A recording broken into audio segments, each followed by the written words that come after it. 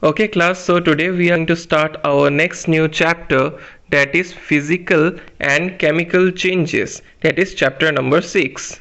So let's start the chapter. Every day you come across many changes in your surroundings.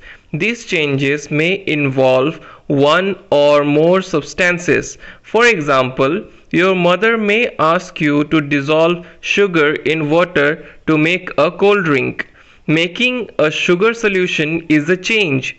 Similarly, setting curd from milk is a change. Sometimes milk becomes sour. Souring of milk is a change. Stretched rubber band also represents a change. Class, our first topic here that we will discuss is physical change. So properties such as shape, size, color and state of a substance are called its physical properties. A change in which a substance undergoes a change in its physical properties is called a physical change. A physical change is generally reversible. In such a change, no new substance is formed. For physical property change, you can give an example like changing of ice from solid state to liquid state water. Here, no new things are formed, only the shape is changed. Next topic is chemical change. A change with which you are quite familiar is the rusting of iron. If you leave a piece of iron in the open for some time, it acquires a film of brownish substance. Here students, film means a thin layer. Okay, so here a thin layer of rust we are talking about. So this substance is called rust and the process is called rusting.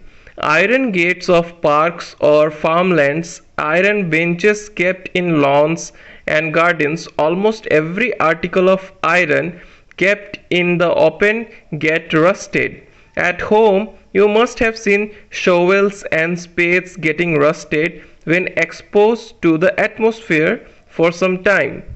So class, chemical change can be defined as a change in which one or more new substances are formed is called chemical change. A chemical change is also called a chemical reaction. Chemical changes are very important in our lives. All new substances are formed as a result of chemical change. For example, if a metal is to be extracted from an ore, such as iron from iron ore, we need to carry out series of chemical changes. A medicine is the end product of a chain of chemical reactions. Useful new materials such as plastics and detergents are produced by chemical reactions. Indeed, every new material is discovered by studying chemical changes. We have seen that one or more new substances are produced in a chemical change. In addition to new products, the following may accompany a chemical change. That is, number 1, heat, light or any other radiation like ultraviolet rays may be given off or absorbed. Sound may be produced. A change in smell may take place or a new smell may be given off. A color change may take place.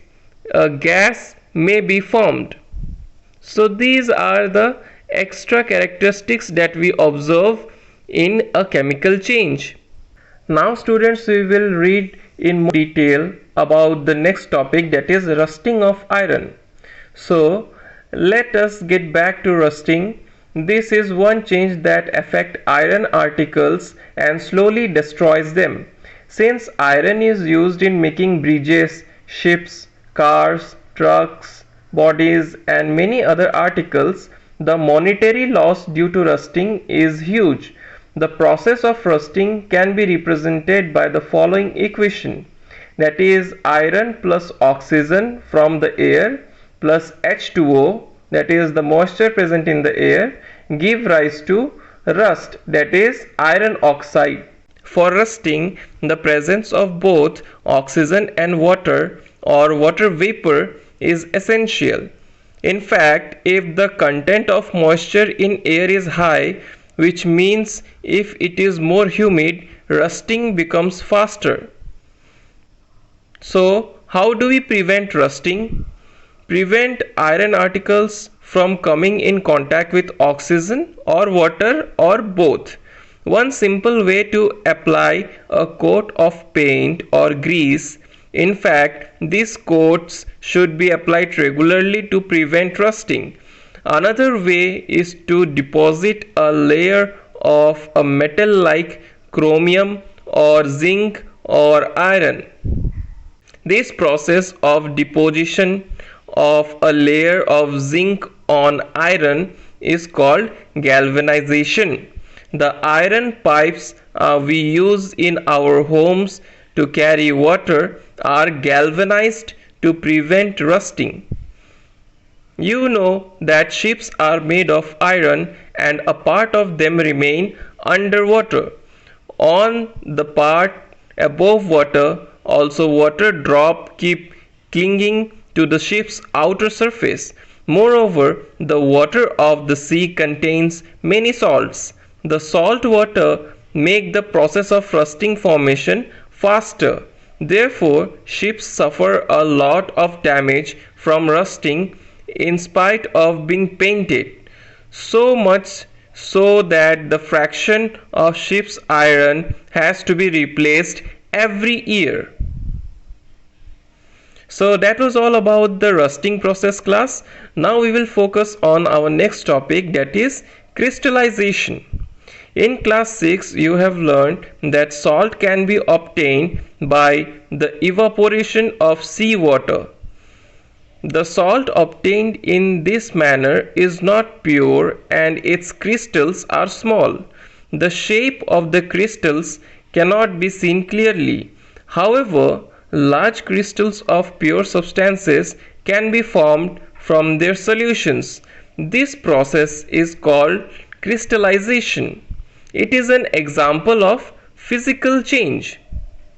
In this diagram here, you can see, class, the crystals of copper sulfate that is obtained after the crystallization process, which is done on copper sulfate solution.